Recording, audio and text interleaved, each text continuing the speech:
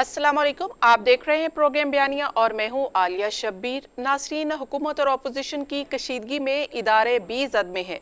ये पहली बार नहीं है, इससे पहले भी सियासतदानों के इदारों पर इल्ज़ामात हम देख चुके हैं। लेकिन सवाल ये है कि ये जो कशीदगी पैदा हो रही है, इससे मुल्की सूरत हाल क्या इख्तियार करेगी। आपने देखा है कि जो कि पंजाब और KPK के इलेक्शन के हवाले से सुप्रीम कोर्ट के अज खुद नोटिस केस की समाअत के दौरान जो पंडोरा बॉक्स खुला है, अब उसका अंजाम क्या होगा। क्या ये बेंच आगे चल पाएगा या नहीं, क्या इसमें कोई रुकावट आएगी और पंजाब के और KPK के इलेक्शन का फैसला होगा, या इससे पहले कुछ और फैसले होना बाकी है, जिसका इजहार ख्वाजा आसिफ साहब ने कौमी असेंबली में किया। और उनका ये कहना था कि जब जजेस हमारी हदूद में दाखिल होंगे तो हम भी सवाल उठाएंगे। उन्होंने कहा कि ये जो बेंचेस फुल कोर्ट बनना चाहिए और फिर पनामा से लेकर तमाम मामलात उनको देखने चाहिए, तमाम केसेस को वो सुने और तब ही जाकर हमारे तहफ़्फ़ुज़ात दूर हो सकते हैं। तो क्या वाकई ही कोई फुल कोर्ट बनेगा, पनामा का केस सुना जाएगा, नवाज शरीफ साहब के हवाले से भी जो PMLN चाहती है, क्या ऐसा हो सकता है कि एक बार फिर सुप्रीम कोर्ट इस केस को रिव्यू करेगी। अब ये तमाम मामलात हैं। दूसरी तरफ PTI की जेल भरो तहरीक भी जारी है, हुकूमत गिरफ्तारियां कर रही है, जबकि PTI ये कह रही है कि हमारी तो ये सिंबॉलिक एक किस्म की जेल भरो तहरीक है, गिरफ्तारियां नहीं होनी चाहिए, केसेस नहीं होने चाहिए। तो क्या जो केसेस बनाए जा रहे हैं उनका खात्मा किस तरह से हो सकता है, और जेल भरो तहरीक क्या PTI जो है जो चाहती थी ऑब्जेक्टिव हासिल करना, इससे कर पाई है या नहीं। आज के मामलात इसी पर हैं। हमारे साथ गेस्ट मौजूद हैं। मजहर बरला साहब सीनियर सहाफ़ी हैं, प्रोग्राम में हमारा साथ देंगे जनरल रिटायर्ड गुलाम मुस्तफ़ा साहब, और कुछ ही देर में माहिर कानून भी हमारे साथ होंगे। इस वक्त जो ज़ेरे बहस है इस पर बात करेंगे, राय लेंगे। सबसे मजहर बरला साहब और जनरल साहब, बहुत बहुत शुक्रिया प्रोग्राम में ज्वाइन करने के लिए। सबसे पहले मजहर बरला साहब, आपकी जानिब आती हूँ। ये इस वक्त हुकूमत और अपोजिशन के दरमियान जो कशीदगी है, पहले आज शेख रशीद साहब ने कहा कि पहले बैड जर्नल्स होते थे, अब बैड जजेस आ गए हैं, ये ज़ेर बहस है। तो आपको क्या लगता है कि ये इल्ज़ाम दर इल्ज़ाम और फिर इदारों को हदफ तनकीद बनाकर क्या ये मामलात इसी तरह से चलते रहेंगे? देखिए, बड़े अफसोस के साथ कहना पड़ता है कि दोनों तरफ से धूल उड़ाई जा रही है, मगर ज़ाहिर है इन मामलात में हुकूमत की ज्यादा जिम्मेदारी होती है कि हुकूमत ज्यादा जिम्मेदारी का सबूत दे। मगर हमारे यहाँ अजीब बात है कि ख्वाजा आसिफ साहब जैसे लोग जो हैं वो पता नहीं किसके कहने पे क्यों इस तरह की बयानबाजी करते हैं, और जजेस के खिलाफ एक मुहिम इन्होंने शुरू कर दी है। और आप देखिए कि अब वो उनका जो मुतालबा है कि जी फुल बेंच होना चाहिए और सब केसेस का जायजा ली, मतलब ये कि ये एक लंबी दास्तान शुरू हो जाए और ख्वाजा साहब की इलेक्शन से जान छूट जाए। अब एक कानूनी मामला है, आईनी मामला है कि 90 दिन के अंदर इलेक्शन होने हैं। अब मुझे बताइए कि हमारी सियासी पार्टियां कहाँ तक संजीदा हैं आइन पर अमल दरामद के लिए। क्या एक आईनी मामला है, उस पर अमल दरामद होना चाहिए, बिल्कुल होना चाहिए। इसी पे सो मोटो एक्शन लिया गया है और यही मामला ज़ेरे बहस है। अब हुकूमत या तो ये कह दे, हाँ, लेकिन लाहौर हाई कोर्ट ने जब कह दिया था इलेक्शन मानते। कमीशन को, तो ये तो इलेक्शन कमीशन का काम था ना कि वो अब फैसला करते कि इलेक्शन करवाने हैं या नहीं। जी हाँ, बिल्कुल दुरुस्त है आलिया जी, आपने दुरुस्त फरमाया। लेकिन जब कोई अदारा अपना काम ना करे तो फिर हमारे यहाँ यही होता है कि हम कोर्ट का रुख इख्तियार करते हैं। तो कोर्ट का रुख इख्तियार किया गया या कोर्ट ने खुद सो मोटो एक्शन ले लिया, क्योंकि एक सियासी अदम इस्तेहकाम तो है। अब गुज़श्ता 10 महीनों से सियासी अदम इस्तेहकाम है। जब तक इस्तेहकाम नहीं होगा तब तक मुल्क आगे नहीं चलता, कारोबार नहीं चलता। और लोगों की हालत क्या हो गई है, मैं तो इन सियासी जमातों की तरफ देखता हूँ कि इन्हीं कोई लोगों की भी फिक्र है, अपने सियासी मुकदमात ये लड़ती जा रही हैं। और ये कोई गैर कानूनी बात भी नहीं। ये जो इलेक्शन कमीशन है ये क्यों ऐसी बातें करता है कि वो जानबदारी की बू आती है उससे। अदारों को ऐसा नहीं होना चाहिए और अदारों को अपना किरदार बतौर अदारा ही अदा करना चाहिए जो उनका आईनी और कानूनी फरीजा बनता है। जी बिल्कुल। बदकिस्मती ये है कि जब आइन में दर्ज है कि 90 रोज में इलेक्शन हो, तो इलेक्शन कमीशन को चाहिए था कि वो अनाउंस कर देते, लेकिन अगर उन्होंने अनाउंस नहीं किया तो उन्होंने गलती की है। मैं समझता हूँ कि हमें आइन से इनहराफ नहीं करना चाहिए किसी भी सूरत में। जी ठीक है, लेकिन अब ये मामला सुप्रीम कोर्ट में है, लार्जर बेंच समाअत कर रहा है। पीडीएम की तमाम जमातें इस लार्जर बेंच पर क्वेश्चन मार्क हैं, क्योंकि उनको 2 जजेस पर एतराज़ है कि ये 2 जजेस नहीं होने चाहिए, बल्कि इस बेंच में शामिल एक जज ने भी इन 2 जजेस पर और इस बेंच पर भी, बल्कि इस सो मोटो के इख्तियार पर भी उन्होंने सवालात उठा दिए हैं। तो ये तो सारी चीज़ें हैं इस वक्त। जनरल साहब, आप क्या समझते हैं कि इस वक्त इलेक्शन का मामला खटाई में पड़ने जा रहा है इस सारी कशीदगी में, या सुप्रीम कोर्ट का ये जो बेंच है ये अपनी प्रोसीडिंग जारी रखेगा? देखिए, इश्यूज इससे बहुत ज्यादा बड़े हैं। इशू ये है कि पाकिस्तान की जो सोल है, पाकिस्तान का जंग उसके लिए जारी है। जंग ये जारी है कि मैं अपने मुकदमा खत्म कर लूं, मुझे कोई कुछ ना कहे, मेरी मर्जी के फैसले हों तो ठीक है, मेरी मर्जी के फैसले नहीं हो तो ठीक नहीं है, मेरी मर्जी से काम चले तो सब इदारे मेरी मर्जी के ताबे हों तो ठीक है, वरना नहीं ठीक है। पाकिस्तान की जो रूह थी वो ये थी कि हर इदारा अपनी अपनी जगह अपने अपना काम करेगा, और सियासतदान जो खुद आगे बढ़कर कौमी जिम्मेदारियां कबूल करते हैं, वो जबरदस्ती उनको इलेक्शन में लेकर नहीं आता, खुद आगे बढ़कर आते हैं, जी हम पाकिस्तान की और अवाम की खिदमत करने के लिए आए हैं और हम वो करेंगे। और हमारा आइन वो यही चाहता है कि जो भी आपकी इस हुकूमत में हो, जो भी इस वक्त जैसे भी हुकूमत में होंगे, वो पाकिस्तान की बेहतरी के लिए काम करें। आइन पाकिस्तान के अवाम को पाकिस्तान की हुकूमत से बचाने के लिए बनाया गया था। आज बात क्या हो रही है? आइन जिसके हम सब बार ये बात कहते हैं कि ये इनवायबल है, इसको हमने कुछ नहीं कहना, इसको हमने ठीक करना है, इसके मुताबिक अमल करना है। आइन की रूह एक जमहूरियत, वो कौन सी जमहूरियत है जो आपको नजर आ रही है यहाँ? लेकिन जनरल साहब, जैसे आपने भी कहा कि सब अपने केसेस की बात कर रहे हैं, तो आज ख्वाजा साहब ने भी यही बात की है पनामा तक की, यानी कि वो नवाज शरीफ साहब के फैसले के हवाले से बात करना चाह रहे हैं कि अब उसके ऊपर भी फुल कोर्ट बने, वो उसको सुने और शायद कोई रिव्यू हो जाए। और वो ये समझते हैं कि अब तो हर कोई मान रहा है कि नवाज शरीफ साहब के साथ ज्यादती हुई है, तो क्यों ना फिर अगर दुरुस्त करना है तमाम चीज़ों को, तो फिर वो उस केस को भी सामने लेकर आए। मैं हैरान हूँ इस बात पे कि हमारी कोई जो सियासी जमातें हैं वो अपने जो भी लीडर हैं उनके लिए तो हर बात करने को तैयार है। कोई ये क्यों नहीं कह रहा कि भाई पाकिस्तान के साथ जो ज्यादती की है, पाकिस्तान से जो ज्यादती की है, पाकिस्तान से जो पैसा कमा कर बाहर ले गए हैं, मैं ये नहीं बहस में लाना चाहता कि ठीक हुआ या गलत हुआ, वो ले गए पैसा पाकिस्तान से बाहर। पाकिस्तान के 3 दफा वज़ीर आज़म रहे, उस वज़ीर आज़म को क्या हक पहुंचता है ये बात करने का जो अपनी दौलत पाकिस्तान से बाहर ले गया है और पाकिस्तान में हुकूमत करना चाहता है, अपने दौलत पाकिस्तान में इन्वेस्ट करने को तैयार नहीं है।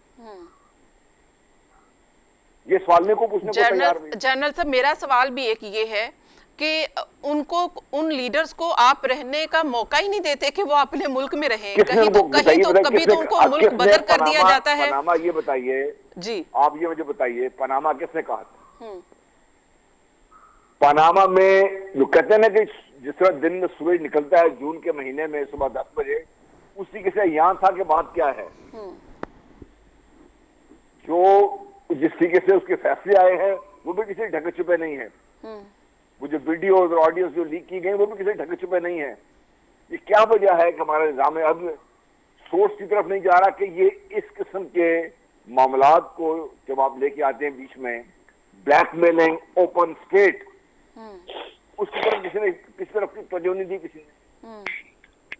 हम बेसिक जो केस है, अब छोड़ सब कुछ, ये बताइए प्राइम मिनिस्टर पाकिस्तान, जो पाकिस्तान का prime minister, sitting prime minister है, वो काबा लेके बैठा हुआ है दुबई का। अब मुझे ये बताइए। जनरल साहब कोई पता नहीं है कि कब उनका बोरिया बिस्तर लपेट दिया जाए और उनको मुल्क बदर कर दिया जाए। तो फिर उनको प्राइम मिनिस्टर बनने का क्या हक है भाई, मुझे बताइए ना। वो सिर्फ ये मुझे बात समझ नहीं आती कि हम इतनी छोटी सी बात हमारी समझ में नहीं आ रही, फिर वो क्यों पाकिस्तान के प्राइम मिनिस्टर बनने के जिद है कि मैं प्राइम मिनिस्टर पाकिस्तान का मैं ही हूँ, मुझे नहीं हटाना चाहिए, मैं जो मर्जी करूँ वो ठीक है। ये कैसे कि पाकिस्तान का प्राइम मिनिस्टर एक गैर मुल्क का, लेकिन जाहिर है कि वो उनका इसके ऊपर यही कमेंट होता है कि वो अपने बेटे की कंपनी में उनके पास एक अकामा था और just for the sake of क्यों लिया हुआ, अपने बेटे की कंपनी में अकामा क्यों लिया, मुझे बताइए। Just for the sake of travelling लिया हुआ था। उनका ये एक है कि उसका कोई मकसद नहीं होता। जो अरब कंट्रीज को जानते हैं कि वहां पर ये ट्रैवलिंग के लिए ये आम होता है, जानते हैं, उनको बताइए उनको वीजे का कोई मसला था कभी? मिनट के नोटिस में उनको वीजा मिल जाता है, उनको जहाज मिल जाता है जी। जब वो प्लेटलेट्स की वजह से इंतहाई कमजोरी की हालत में जहाँ सीढ़ियां चढ़ के ऊपर पहुंचे, बड़े खशाश बशाश, कतर का जहाज लेने आ गया था नहीं आ गया था उनको लेने के लिए, उनको इसकी क्या जरूरत है वीजे की और इसकी अकामा की क्या जरूरत है? मैं बात वो नहीं कर रहा, मैं सिर्फ ये पूछ रहा हूँ आपसे, मुझे ये बताइए कि पाकिस्तान की लीडरशिप, ये तो सिर्फ नवाज शरीफ का बीच में नाम आ गया बात हो रही है ऐसे, मैं अक्रॉस द बोर्ड, चाहे वो आपके ब्यूरोक्रेट्स हैं, चाहे वो आपके फौजी जर्नैल हैं, चाहे जो भी है पाकिस्तान, वो पाकिस्तान से कमाकर पैसा पाकिस्तान से बाहर क्यों लेके जाते हैं, मुझे बताइए। पाकिस्तान का पैसा पाकिस्तान में क्यों नहीं लगाते? ये तो बिल्कुल उनको इतना एतमाद नहीं है अपने मुल्क के ऊपर, तो वो पाकिस्तान में उनको किसी भी कोई भी पोजीशन लेने का या होल्ड करने का हक क्या मुझे? जी बिल्कुल, ये तो ज़ाहिर होना चाहिए। जैसे कि हम ये समझते हैं कि हमारे जो वुज़रा हैं वो उनके बच्चे भी उन्हीं स्कूलों में पढ़ें जो अवाम के लिए स्कूल उन्होंने बनाए हैं, वही तालीम का मियार उनके लिए भी होना चाहिए। जो पैरामीटर्स उनके लिए हैं, वो जो अवाम के लिए पैरामीटर्स हैं वो उनके लिए भी होनी चाहिए। ये तो ज़ाहिर है कि हम एक जमहूरी अवामी लीडर्स की बात करें, अवामी नुमाइंदों की बात करें और उनको ऐसा तर्ज़ अमल भी अपनाना चाहिए, तर्ज़ ज़िंदगी भी रखना चाहिए। लेकिन ये बहुत ही आइडियल किस्म की सिचुएशन है जिसको हम डिस्कस कर रहे हैं, लेकिन यहाँ पे आइडियल सिचुएशन डिस्कस करने से पहले तो जो अमूमी हालात है वो कुछ और तकाजा कर रहे हैं कि हम तो उस तरफ देख ही नहीं रहे, हम तो अपने मसाइल की तरफ अभी तवज्जो नहीं दे रहे। तो ये जो हम जायजा ले रहे हैं, जो हम आइडियल सिचुएशन की बात करें, वो तो बहुत दूर की बात है। यहाँ पे ब्रेक करनी है, ब्रेक के बाद मजहर बरलास साहब की जानिब यही सवाल लेकर आती हूँ, क्या पनामा का मामला एक बार फिर कोर्ट फुल कोर्ट के जरिए जेर बहस आना चाहिए? बात करेंगे एक ब्रेक के बाद। Keep watching.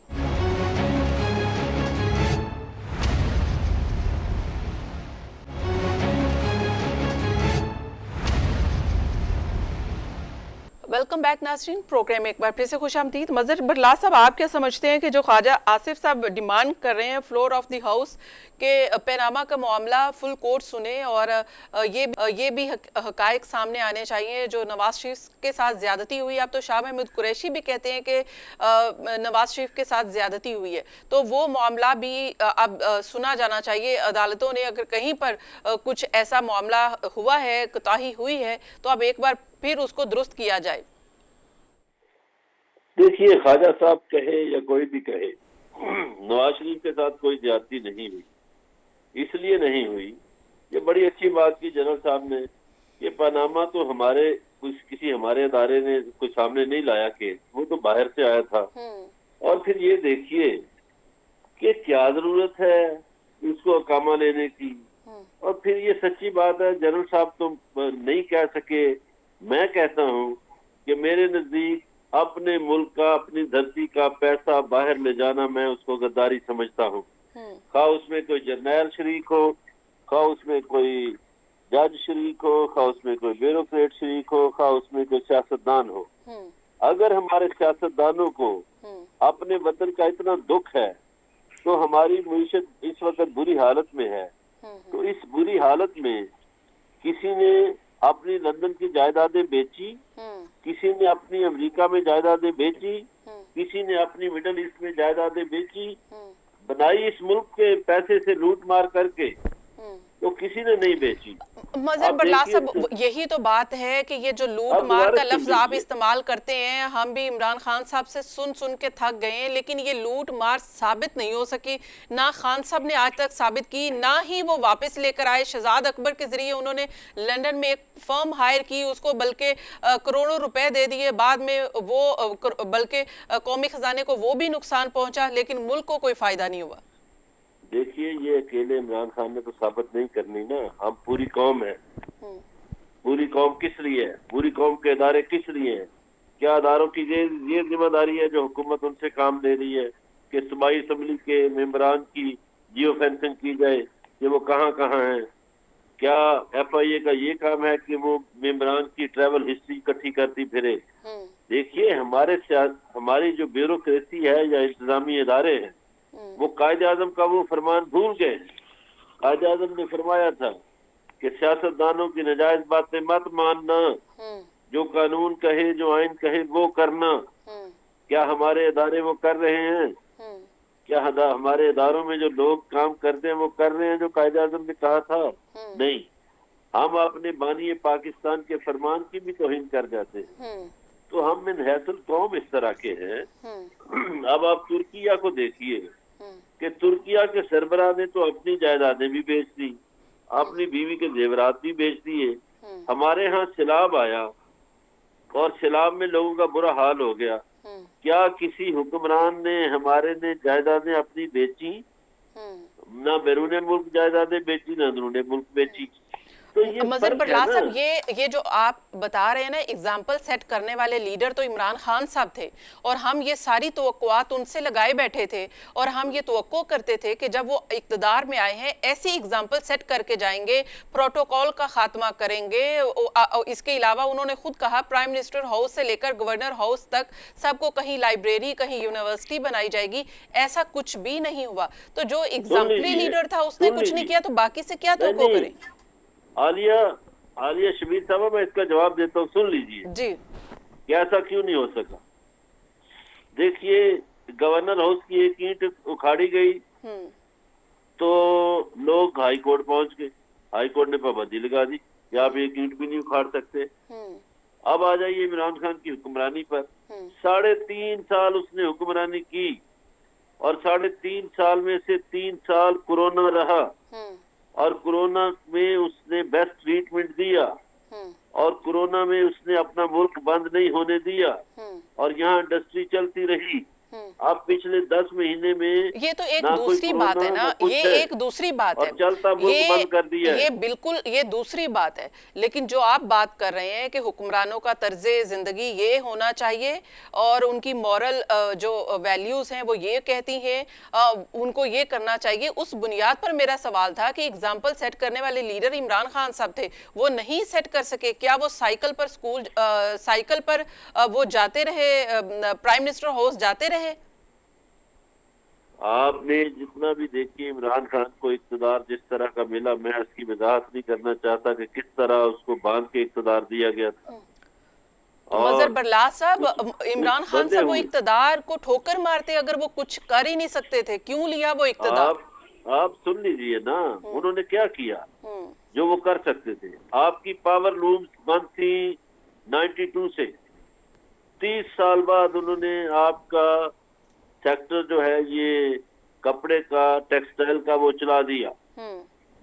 आपका हेल्थ इंफ्रास्ट्रक्चर बर्बाद था, उन्होंने हेल्थ कार्ड जारी किया, उससे लोगों का इलाज हुआ।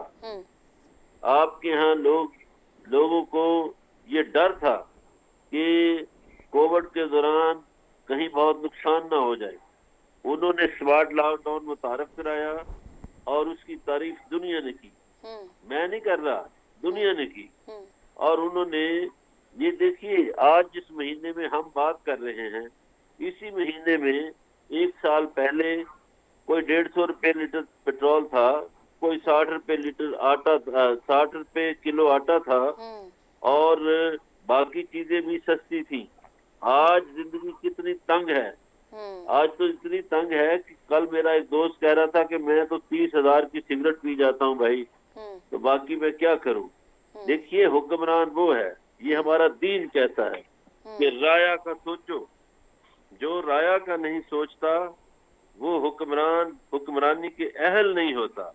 तो क्या ये 10 महीनों में जो मुसल्लत किए गए हुक्मरान हैं, इन्होंने राया का सोचा? मैं तो समझता हूँ ये एक लम्हे के लिए भी राया का नहीं मजहर बरलाह साहब, यहाँ पर कोई बादशाह तो है नहीं जो राया का सोचेगा। यहाँ पर तो एक अवामी नुमाइंदे आकर बैठते हैं, अवामी तर्ज जिंदगी उन्होंने अपनानी होती है, हुक्मरान होते हैं। चले जनरल साहब को भी ऐड कर लें। जनरल साहब, ये हमारे हुक्मरान जिनको हम कहते हैं, ये बादशाह हैं या अवामी नुमाइंदे हैं? ये डिफरेंस हमें अभी समझ में ही नहीं आया कि अवामी नुमाइंदे क्या होते हैं और हुक्मरान जो राया के साथ सलूक करते हैं वो क्या होते हैं। अगर हुक्मरान है तो फिर वो राया के साथ ऐसे ही सलूक करते हैं, अगर अवामी नुमाइंदे हैं तो फिर बात की जा सकती है। देखिए, अवामी नुमाइंदे तो बदकिस्मती से नहीं है। अगर ये अवामी नुमाइंदे हों, अवाम की बात करें।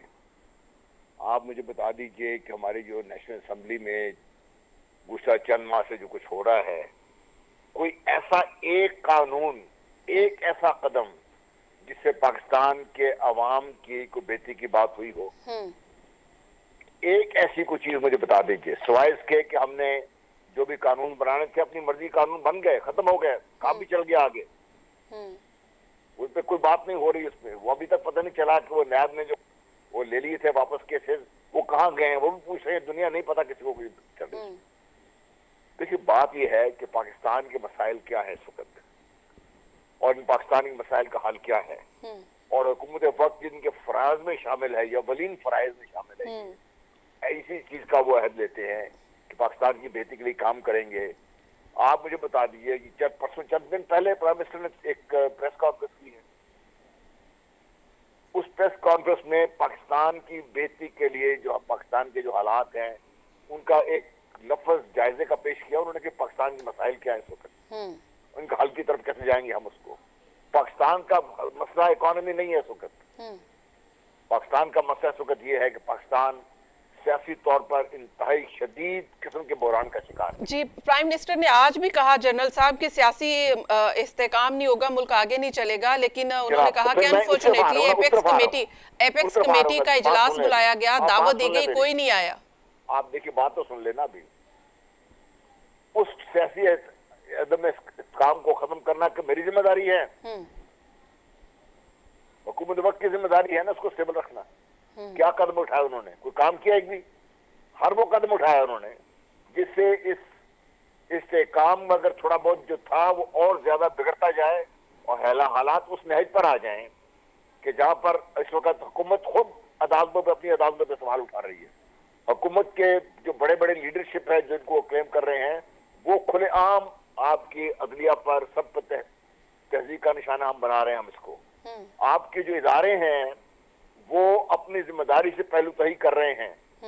आपकी जो हुकूमत जिसका ये फराइज में शामिल था कि पंजाब और केपी के गवर्नर तारीफ देने से क्यों गुरेजा है? गवर्नर तो ये कह रहे हैं ना कि जाहिर है कि मैंने असेंबली तहलील नहीं की है तो इसलिए ये इख्तियार मेरा नहीं है। आइन के तहफ़्फ़ुज़ की देखिए आलिया, जिस आइन के तहफ़्फ़ुज़ का ये लोग सब बात करते हैं, जिस जमहूरियत की बात करते हैं, जनरल मुशर्रफ, जनरल ज़ियाउल हक, जनरल अयूब, ये तो डिक्टेटर थे ना, इनको तो हम बतौन करते रहते हैं। अब मुझे बताइए, जो इन्होंने आइन बनाने का दावेदार है, जिन्होंने आइन की बेहतरी के लिए काम करना है, आइन को उन्होंने क्या किया इस आइन के साथ, मुझे बता दिया मुझे। बिल्कुल बात तो ये है ना कि जो लोग दावेदार हैं इन्होंने क्या काम किया अभी तक आइन के लिए। इस आइन को बजाय सिवाय इसके कि उस आइन की मूल सुगाफियां मुख्तलिफ उसकी तौजीहात अपनी मर्जी के मुताबिक और वो तमाम काम कर रहा है। अब देखिए बदकिस्मती ये है, आपके जो सीनियर मोस्ट जुडिशरी है उनके ऑडियो टेप्स हो रही हैं और लीक्स हो रही, कौन कर रहा है ये हुकूमत का फर्ज नहीं पता करे इसका। जजेस साहब को अगर वो बाकायदा जो भी है बात उसको बाद में आएगी ना, पहले किसने इजाजत दी, क्यों इजाजत दी, कैसे हुआ ये सारा कुछ। पाकिस्तान का आईन और कानून इस पर खामोश नहीं है, इसमें कानून मौजूद है आपका, हुकूमत को उसको वायलेट कर रही है। अब वो ये एक्सपेक्ट करते हैं कि बाकी लोग उनकी बात मानेंगे इसमें। राइट, बिल्कुल आप सही कह रहे हैं। तो अब आगे क्या होगा, इस सूरत हाल को बेहतर कौन कर सकता है, इस पर बात करनी, एक ब्रेक शामिल करनी है, एक ब्रेक के बाद कीप वॉचिंग।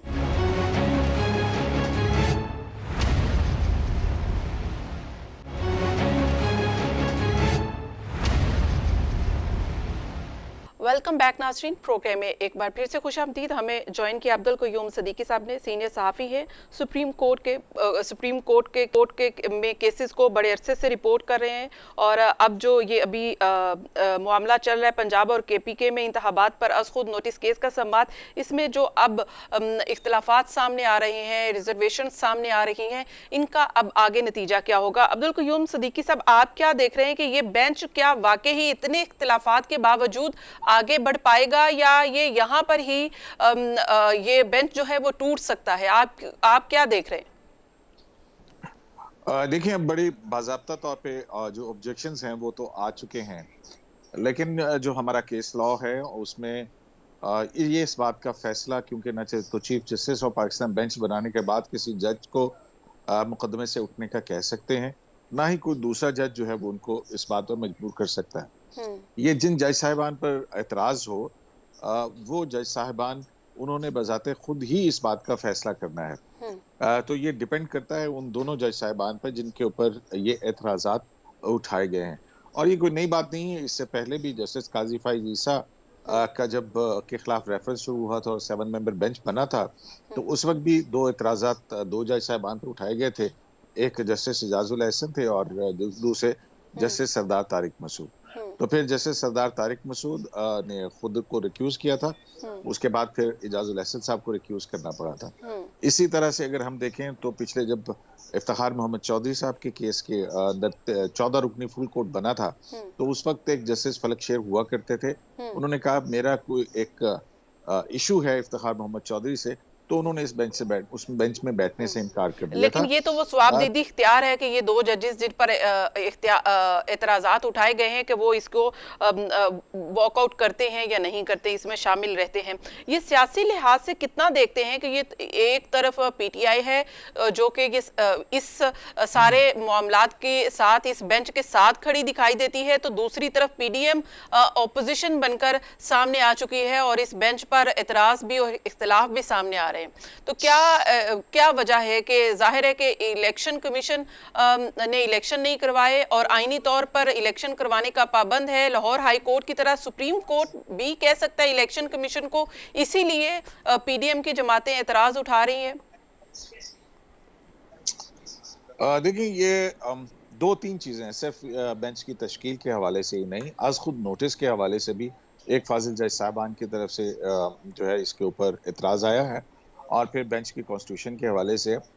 तो एक कॉम्प्लेक्स इश्यूज हैं कि आया ये खुद नोटिस मेंटेनेबल होता है या नहीं होता है, और उससे क्योंकि पहले ही ये मामलात जाहिर है ये लीगल प्रपोजिशंस हैं, ये कैसे जाहिर है सुप्रीम कोर्ट इसका तो जाहिर है जवाब देगी, लेकिन ये भी बात है कि जब मामला हाई कोर्ट्स के अंदर हों, अब ये बात भी हो रही है कि हाई कोर्ट के इंट्रा कोर्ट अपील हो गई है, लेकिन जो है वो 90 दिन की कदगन है, और सुप्रीम कोर्ट कह रही है कि हम किसी को आइन की खिलाफ वर्जी नहीं करने देंगे, बर्दाश्त नहीं करेंगे। मौलवी तमीजुद्दीन हमारे सामने खड़ा है, और आज तो चीफ जस्टिस ने कहा कि आइन हमारा दरवाजा जो है वो खटखटा रहा है, दस्तक दे रहा है। तो इन्फोर्समेंट ऑफ कॉन्स्टिट्यूशन के हवाले से सारे बहुत लीगल क्वेश्चंस हैं, लेकिन देखना यही है कि ये इसका किस हद तक जो है वो कितनी जल्दी कोई हल जो है वो किस तरह से निकलता है। आज तो अदालत की तरफ से ही ये भी तजवीज़ आई कि पार्लियामेंट के अंदर आप ये मामला क्यों हल नहीं कर लेते, और अदालत ही की तरफ से तजवीज़ आई कि क्यों ना फुल कोर्ट तश्कील दे दिया जाए। लेकिन अगर अब फुल कोर्ट तश्कील पाएगा भी, तो जिन जजेस पर एतराज़ आ चुका है उनके हवाले से पहले कोई फैसला होगा और फिर उसके बाद कार्रवाई आगे बढ़ेगी। राइट। मज़र बरलास साहब हमारे साथ हैं। मज़र साहब, आप क्या समझ रहे हैं कि आपने जैसे पहले भी कहा कि PMLN को और PDM की जमातों को इलेक्शन का डर है, तो जैसे कि क़य्यूम सिद्दीकी साहब भी कह रहे हैं कि आइन की इन्फोर्समेंट का कहा है चीफ जस्टिस साहब ने भी कि आइन की इन्फोर्समेंट हम चाहते हैं, ये हमारे पास आइन की इन्फोर्समेंट का केस आया है, तो हम आइन जो है उसको हम जाहिर है कि उसको ही सामने रखते हुए फैसला करेंगे। तो ये जो मामला है इलेक्शन करवाने तक चलेगा, या फिर ये खटाई में पड़ता दिखाई दे रहा है आपको? नहीं, खटाई में तो नहीं पड़ेगा। गुजारिश ये है कि सियासी पार्टियों से हटकर तमाम पाकिस्तानी चाहते हैं कि आइन पे अमल दरामद हो, आइन का एहतराम हो। अब ये क़य्यूम सिद्दीकी साहब ने बड़ी अच्छी बात की बिल्कुल वो 2 जजों का इख्तियार है, वो उनकी स्वाबदीद पर है कि वो अगर छोड़ के जाना चाहें तो पहली बात तो वो क्यों जाएं। इतराज़ात तो बहुत से जजेस पर होते हैं और हमारी सियासी पार्टियों को तो ये आदत पड़ गई है, कभी किसी जज पे इतराज करते हैं, कभी किसी जज पे। मसला सिर्फ ये है कि इस वक्त आइन से बगावत कौन कर रहा है। जो लोग भाग रहे हैं इलेक्शन से वो यकीनन आइन से बगावत कर रहे हैं, और जो लोग चाहते हैं कि आइन के तहत इलेक्शन हो जाए वो आइन का एहतराम चाहते हैं कि हो। तो जो सुप्रीम कोर्ट ऑफ पाकिस्तान है, क्योंकि ये ऐसा इदारा है जिसने आइन पे अमल दरामद यकीनी बनाना है, और उनको जो दुख है आज तक मौलवी तमीजुद्दीन वाला, वो हमेशा हमारी अदलिया के सामने खड़ा होता है। तो मेरा ख्याल है कि मौजूदा अदलिया जो है वो किसी नजरिया जरूरत से काम तो नहीं लेगी, वो वही काम करेगी जो आइन कहता है। और आइन जो है वो आपका पुकार पुकार के कह रहा है कि 90 दिन में इलेक्शन हो। मुझे तो डर है कि कहीं जो लोग आइन पे अमल दरामद नहीं कर रहे हैं या रुकावटें बन रहे हैं उन पे आर्टिकल 6 न लग जाए। ये इस कदर संजीदा मामला है। ये जो कई अदारों के लोग दुम छल्ले बने हुए हैं ना हुकूमतों के, उन्हें अपने आइन की तरफ देखना चाहिए कि आइन क्या कहता है, आइनी जिम्मेदारियां अदा करनी चाहिए। आइन हम सब के लिए मुकद्दम है, सब अदारों के लिए, सब लोगों के लिए, जनरल साहब, एक पाकिस्तानियों बड़ा कॉमन सा सवाल है मेरा आपसे। ये सारी बहस हम जो कर रहे हैं वो सूरत हाल डेवलप होती है, हम बात करते हैं, बहस करते हैं, जाहिर है कि हमारा इससे ज़्यादा क्या हम कर सकते हैं। लेकिन एक मामला ये है कि पाकिस्तान की तारीख के लिहाज से बड़ा आम सा सवाल ये है कि ये जो कशीदगी है इसको हम कम कर सकते थे, हमारे इदारे इसमें रोल प्ले कर सकते थे। हमारा एक इदारा एस्टैब्लिशमेंट भी है जिसने हमेशा सियासत में एक रोल प्ले किया है, चाहे वो उसको कोई पॉजिटिव ले या नेगेटिव ले। तो अब सूरत हाल ऐसी बन गई थी, जब मुल्क को जरूरत है, ऐसे इंतशार ना हो मुल्क में, तो वो इदारा इसमें क्यों नहीं अपना रोल प्ले कर रहा। आपको भी पता है कि हमारे यहाँ सियासतदान तो मिलकर बैठते नहीं जब तक कोई बिठाने वाला नहीं होता। तो यहाँ पर ये डिफरेंस क्यों है? ये हमें क्या लगता है कि वो एक पेज पर होने की वजह से दूसरे पेज को इग्नोर कर रहे हैं? ये सवाल आपका मुझसे नहीं, जनरल साहब से। जी जनरल साहब से। जी जनरल साहब, देखिए, आप किस पेज की बात कर रहे हैं, किस किताब की आप बात कर रहे हैं। बदकिस्मती भी है कि किताब तो पाकिस्तान की है, पाकिस्तान के लिए कि हम सब एक पेज पर हैं, नहीं, आई एम सॉरी ना। जो भी अब जंग जारी है इस वक्त, वो किस बात की जंग, झगड़ा किस बात का है हमारे लिए, ये मुझे बता दीजिए। मुझे अभी तक समझ नहीं आई कि सारे झगड़े से पाकिस्तान कहाँ बेहतर होकर निकलेगा इससे। आपकी जो इकोनॉमी की हालत के बारे में हम बात कर रहे हैं ना, सियासी के बारे में मिनिस्टर ने कहा, उन्होंने क्या किया, कोई ऐसे इकदाम उठाए कि ये कम हो, सारा कुछ है उनका काम है ना, इस वक्त बक स्टॉप्स एट हिम। अब मुझे बताइए, पाकिस्तान के जो अंदरूनी जो खलफिशार है, ये एक दूसरे का हमने गला पकड़ा हुआ है, उसको कम करने के लिए हमने क्या इकदाम किए। पाकिस्तान में हर रोज ऐसे ऐसे मेजर केस रिपोर्ट हो रहे हैं जिनको सुन के इंसान के गड़ जाता है इंसान, उसके बारे में हम क्या कर रहे हैं। ये पाकिस्तान का निजाम अदल जो है, जो इस वक्त सवाल निशान बन के खड़ा हुआ है, जिसके ऊपर इस कदर ज्यादा तनकीद हो रही है, ये बताइए कि यही हुकूमत PMLN कितनी दफा हुकूमत में रही है। क्या इन लोगों ने कोई इक़दाम उठाए हैं कि निजाम अदल को ऐसे तरतीब दिया जाए को हालात के मुताबिक हो। पाकिस्तान के दुनिया बदल गई है, कहां से कहां पहुंचे मुताबिक हो, उसके पर अवाम को ताकि रिलीफ मिल सके। हम बात तो करते हैं कि हम जो है ना इंसाफ लोगों की दहलीज तक जाएगा, लोग इंसाफ की दहलीज तक अपनी एड़ियां रगड़ के मर जाते हैं, इंसाफ नहीं मिलता उनको। अनफॉर्चुनेटली ये हकीकत है। लेकिन इस वक्त सियासी सूरत हाल से, सियासी इंतशार से निकलने के लिए आज एक मुझे बात बताइए, आज हम सब बैठे हुए ना यहाँ पर, अब मुझे बता दिए कि सिवाय उन लोगों के चंद जो हुकूमत में हैं या उनसे मुस्तफीज हो रहे हैं, या जो हमारी जो सो कॉल्ड एलीट है, सर्टेन डिग्री एलीट, बहुत थोड़ी परसेंटेज, उसके अलावा पाकिस्तान में कोई ऐसा सेगमेंट ऑफ सोसाइटी मुझे दिखा दीजिए जो कह रहा हो कि हालात बेहतर हैं, बेहतरी की तरफ जाएंगे। मैं हैरान हूं, किसान, मजदूर, मेहनतकश, दफ्तर में काम करने वाले, आपकी जो लो मिडिल क्लास है सारी, आपकी फैक्ट्री आपकी बंद हो रही हैं, आपके इम्पोर्टर्स वो खुद सर पे हाथ रख के बैठे हुए हैं आपके। जनरल दवाइयां साहब, आपको यही नहीं तो मिल मैं रही, आपसे मिलेंगी, पूछ महंगी रही आपको थी कि मिलेंगी। मुल्क की सूरत हाल, सियासी कशीदगी इस कदर बढ़ गई है। एक स्टेक होल्डर जो कि इस सारे मामलात को बेहतर कर सकता है, आखिर वो क्यों नहीं जो कुछ भी अपना किरदार अदा कर रहा, क्यों वो नहीं करेगा। क्यों करे आप मुझे बताइए। आप, उनका काम नहीं है ये। तो सर पहले भी तो काम काम नहीं जिन होता था, लोगों का पहले है भी तो उनको किया करना जाता चाहिए ना, था। अवाम इनका गला पकड़े ना। हमें तो इस वक्त सर तो लड़ने मरने के लिए छोड़ दिया गया है। मजहर बरलास साहब, इसका आप कमेंट कर दीजिएगा। ये सियासतदानों को लड़ने के लिए छोड़ दिया गया है कि भाई लड़ो मरो, ये खुद ही हिसाब दो, अब कोई जो है वो बीच में नहीं आएगा। जनरल साहब पता नहीं क्यों नहीं ये बात कर रहे। गुजारिश ये है कि अगर इन सियासतदानों के हाथ छोड़ दिया जाए मुल्क, तो ये तो सारा मुल्क लूट कलाट के खा जाए और इसको बेच जाए। ये जो मुल्क अभी तक बचा हुआ है, इसमें कुछ अदारों का किरदार है, तो ये बचा हुआ है। और ये आप दुरुस्त फरमा रही हैं, उनको अपना किरदार अदा करना चाहिए। वो किरदार अदा करते रहे हैं, माजी गवाह है इस चीज का। और जब मुल्क डूब रहा है और लोगों के मसाइल हल नहीं हो रहे और लोग खुदकुशियां कर रहे हैं और यहाँ चोरियां बढ़ गई हैं और यहाँ आईने पाकिस्तान खतरे में पड़ चुका है, ये इस केस की वजह से, इलेक्शन वाले की, तो अब सुप्रीम कोर्ट को भी रोल प्ले करना चाहिए। और जो जो अदारे हैं जिनके ऊपर ये मुल्क खड़ा है, उन सब अदारों को रोल प्ले करना चाहिए। ये खाली पीडीएम पे तो नहीं छोड़ना चाहिए ना। पीडीएम वाले तो इक़्तिदार के भूखे हैं, अपने मुकदमा साफ कराने आए हैं, अपनी लूट मार के सारे मुकदमा साफ करा के भाग जाएंगे। तो गुजारिश ये है कि ये इस मुल्क में तो हमने रहना है ना, आम शहरियों ने रहना है, आम लोगों में रहना है। तो अगर इस मुल्क का आम शहरी तड़प रहा है तो अदारे खामोश अगर रहें तो ये भी गफलत का एक लम्हा है। मजहर बरलास साहब, बहुत बहुत शुक्रिया आपका। और हमारे साथ हैं जनरल रिटायर्ड गुलाम मुस्तफ़ा साहब, बहुत बहुत शुक्रिया जनरल साहब आपका भी। अब्दुल क़य्यूम सिद्दीकी साहब, आपका भी शुक्रिया। नाज़रीन, वाकई ही इस वक्त मुल्क बहुत ही नाजुक दौर से गुजर रहा है। अवाम को रोटी के लाले पड़े हैं, लेकिन हुक्मरान हो या फिर अपोजिशन इमरान खान हो, सब इक़्तिदार के हवस के इतने भूखे हैं कि एक दूसरे के गले पड़ रहे हैं कि किस तरह से एक दूसरे से इक़्तिदार छीना जाए। लेकिन आखिर वो तीसरा फरीक कहां है जो इसमें कोई रोल प्ले कर सकता है? अवाम तो उन्हीं की तरफ देख रही है। आज के प्रोग्राम से मुझे दीजिए इजाजत। अल्लाह हाफिज।